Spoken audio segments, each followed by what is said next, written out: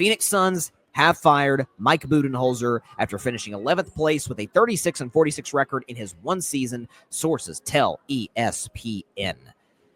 Listen, I don't want to say I told you so, but I told you so on the Phoenix Suns for the last 2 years.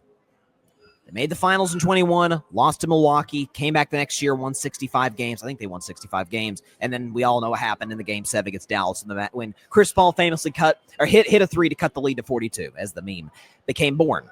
But the sky wasn't falling. As a matter of fact, less than a year later, they did a little something and acquired Kevin Durant.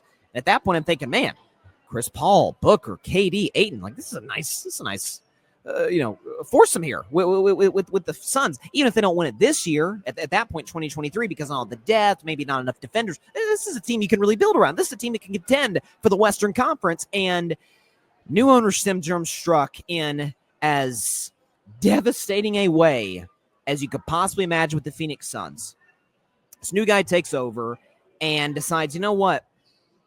Here's what we should do. We were an irrelevant, dead, no one cared about us type of franchise from 2010 to 2020. So you know what we're going to do? We're going to trade the guy who made us relevant and who was the best player on our NBA Finals run in 2021, Chris Paul. Let's trade him for Bradley Beal, who at that point was a better player than he certainly is now. But that rid them of a point guard, and it gave them a wing scorer, which they already had two of. And the team made no sense. They then dealt DeAndre Ayton. Again, I get there was issues with Monty Williams, but then you fire Monty Williams for Frank Vogel.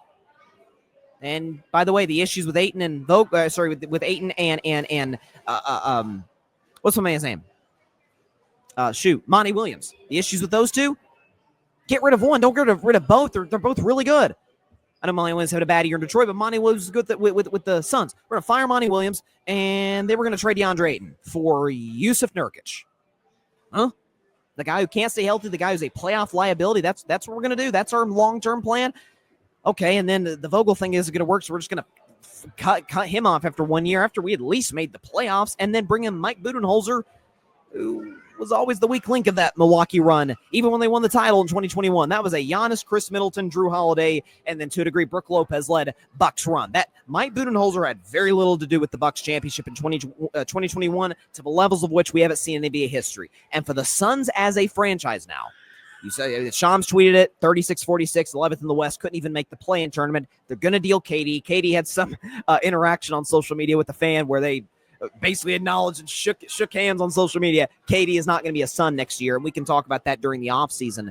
But we are in a spot right now where I think I heard the other day where the Suns have not had a coach last, I forget if it was last 4 years or last more than 4 years, since like the 70s.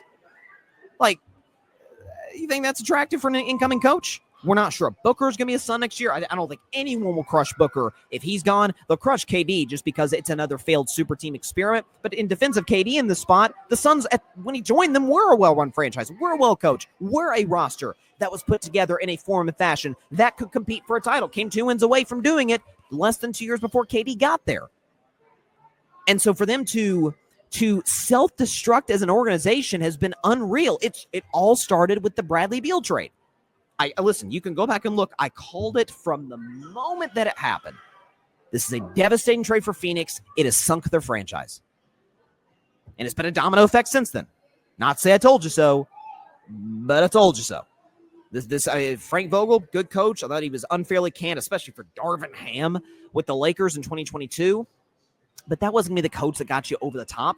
Again, I think Monty Williams was that guy. So keep Monty Williams and then move on from DeAndre Ayton. Or if you're going to fire Monty Williams, keep DeAndre Ayton. He's really good. He's double threat every single night. He's an excellent big. Not going to make it out to be like he's like Jokic or something, but he's a good player. He's a good big. One of the top 10 guys in the league at his position.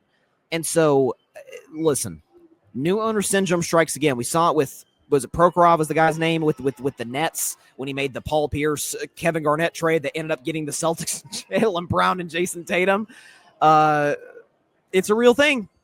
And so, I'm not sure where Phoenix goes from here. They're in a rough spot. At this point, it's just, let's just acquire as many assets as possible and try and rebuild this thing and see if we can keep a coach a half decade. Let's see if we can pull that off, because in the last 50 years, that's something that the Suns have simply not been able to do. Not to say I told you so, but I told you so.